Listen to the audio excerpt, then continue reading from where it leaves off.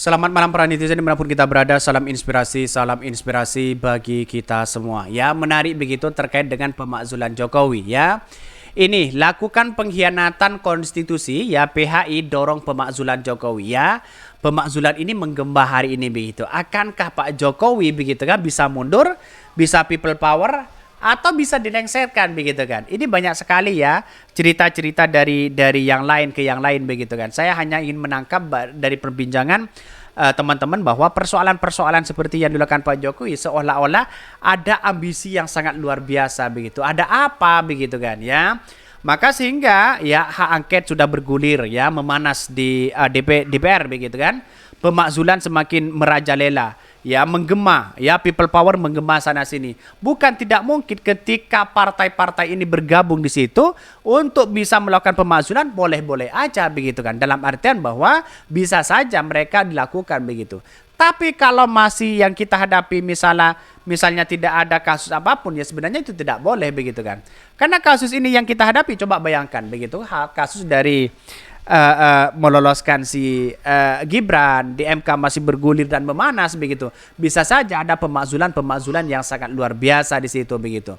Tapi tidak menutup kemungkinan bahwa hal yang terjadi selama ini begitu kan ya, terkait dengan Pak Jokowi apakah bisa dimakzulkan? Mari kita baca ya. Karena banyak sekali pro dan kontra begitu. Lakukan pengkhianatan konstitusi, PHI dorong pemakzulan Jokowi ya. Selama DPD RI belum diajak bicara DPR RI, maka itu jatuhnya noise ya. Bahkan karena gabungan dua lembaga tinggi negara tersebutlah bisa membuat lembaga tinggi negara lainnya, yaitu MPR, beda dengan undang-undang sebelumnya di amandemen. MPR lembaga tertinggi negara sekarang sudah tak ada. Oke, tidak bisa menjadi masalah begitu kan. Dimakzulkan kalau hasil pengkhianatan, terus jalan buat apa begitu ya. Bahkan di satu sisi mengatakan bahwa kami tunggu kabar selanjutnya ya.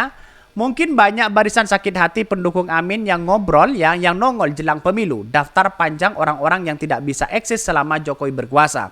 Ada politisasi budaya dan profesi pedagang dan semuanya bergotong royong ya, merongrong Jokowi dengan alasan yang dibuat ya, politik identitas dan sebagainya begitu kan.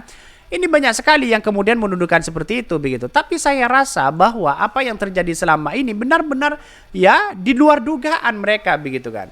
Kenapa kalau memang tidak boleh batas usia kok sekarang kok boleh begitu kan, begitu logikanya begitu kan ya. Jadi pada intinya MK sekarang kan masih memanas begitu di situ begitu. Itu menjadi bola liar begitu. Walaupun toh pada akhirnya Gibran bisa berlayar di situ, kemenangan itu ya seolah-olah atas penderitaan masyarakat begitu kan ya. Jadi percuma menang kalau masyarakat menderita begitu. Ya karena memang tidak sesuai dengan diharapkan dengan masyarakat. Bisa saja kan seperti itu begitu.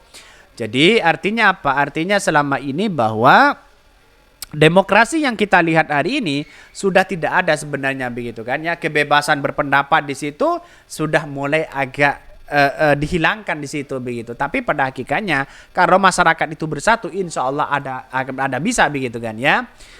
Udah mau lengser ya aja pemakzulan, strategi jenius ya, bahwa bukti nyata sistem kita terlalu mudah diotak-atik. Dari segi eksekutif, legislatif sampai yudikatif ya, integritasnya di mana? Sampai ketiganya bisa diintervensi. Hahaha ini. Setuju gaya presiden yang tidak berubah, sering berbohong, sering berikan janji palsu, hobi ngutang, membangun dinasti, menyerahkan SDA ke asing, melihat oligarki ya, memelihara oligarki.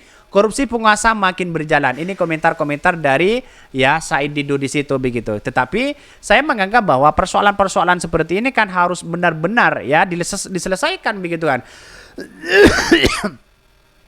Biar tidak ada dorongan dari masyarakat bahwa ya melihat kebobrokan yang ada selama ini begitu. Dan bahkan kita lihat saja ya beritanya seperti ini. Lakukan pengkhianatan konstitusi, PHI dorong pemakzulan Jokowi ya. Partai Hijau Indonesia PHI menilai ya pemerintah saat ini melakukan upaya pengkhianatan terhadap konstitusi ya dengan meloloskan gugatan batas usia capres-cawapres. Bahkan Presiden ya Nasional PHI, Presidium Nasional PHI ya, John Muhammad yang mencium adanya campur tangan kuat dari Presiden Joko Widodo ya, Jokowi terkait dengan putusan MK. Bahkan PHI juga mencermati adanya dugaan kuat intervensi Presiden Jokowi kepada Mahkamah Konstitusi melalui ketuanya. Anwar Usman yang sekaligus merupakan saudara ya ipar Jokowi begitu kan ya, ujar Joni dalam jumpa persnya. Bahkan menurut putusan Majelis Hakim itu harus diperiksa dengan teliti oleh Majelis Kehormatan Mahkamah Konstitusi MK lantaran kuat ya dugaan adanya upaya nepotisme dalam putusan tersebut. Bahkan putusan yang meloloskan putra sulung Jokowi yaitu Gibran Rakabuming Raka begitu sebagai calon wakil presiden dan patut diperiksa lebih jauh sebagai penyelewengan konstitusi. Atas dasar itulah ya PHI meminta agar Presiden Joko Widodo dimakzulkan karena melakukan pengkhianatan terhadap konstitusi ya. Tetapi setelah saya pikir-pikir ya benar juga ternyata begitu kan, wajar kalau pemakzulan hari ini itu menggema di mana-mana, people power menggema di mana-mana begitu kan ya. Akibat ketidakpuasan masyarakat inilah yang kemudian ya masyarakat di situ melihat bahwa bagaimana sih MK selama ini begitu kan ya. Kok seolah-olah ya dicidrai dengan adanya situasi politik yang tidak memungkinkan begitu kan ya.